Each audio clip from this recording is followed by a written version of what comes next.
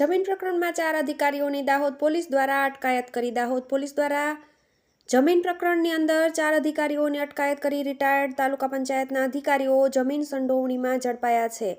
એક circle officer, 2 retired TDO અને 1 ATDO, આમ કુલ 4 જમીન એને પ્રકરણમાં ધરપકડ કરવામાં આવી છે. જમીનમાં ખોટા હુકમોના મામલે તેઓની સંડોવણી બહાર આવવામાં પામી હતી, જેમાં જે 4 અધિકારી આરોપીઓ ફરજ પર હાજર ન હોવા છતાં પણ આ અધિકારીઓએ ખોટા હુકમો બનાવ્યા હતા. ધરપકડ કરી કોર્ટ રિમાન્ડની તજવીજ હાથ ધરવામાં આવી છે.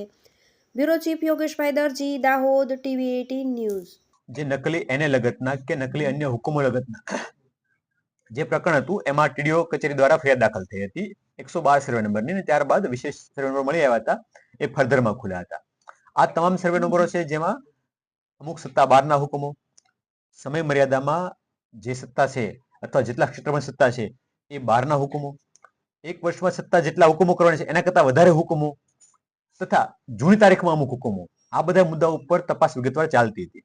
આ દરમિયાન જે જમીનના માલિકો છે કે જે એફઆઈઆરમાં આરોપી તરીકે છે, એમની અટક કર્યા એ દરમિયાન કે અન્ય કોઈ રીતે જે માહિતી મળી છે એ માહિતી મુજબ આમાં અમુક અધિકારીઓએ શોર્ટકટથી અથવા સ્પીડથી કામ કરાવવા માટે, ખોટી રીતે કામ કરાવવા માટે આની પાસે કામ રાખ્યું હોય એવું હકીકત જણાવેલી હતી. જે અન્વયે વિગતવાર તપાસ કરતા તપાસ દરમિયાન જે તે વખતના 2 ટીડીઓ, સીએમ બારિયા કે જે ઇન્ચાર્જ ટીડીઓ હતા, ડીકે સંગાડા કે જેઓ પણ ઇન્ચાર્જ ટીડીઓ હતા, ત્યારબાદ પીએસ આંબલિયાર કે જે ઇન્ચાર્જ એ ટીડીઓ હતા, અને એમ કે તાવિયાડ કે જે તે સમયના સર્કલ અધિકારી હતા. આ 4 લોકોનું ઇન્વોલ્વમેન્ટ હોય એવું તપાસ દરમિયાન જણાયા હતા.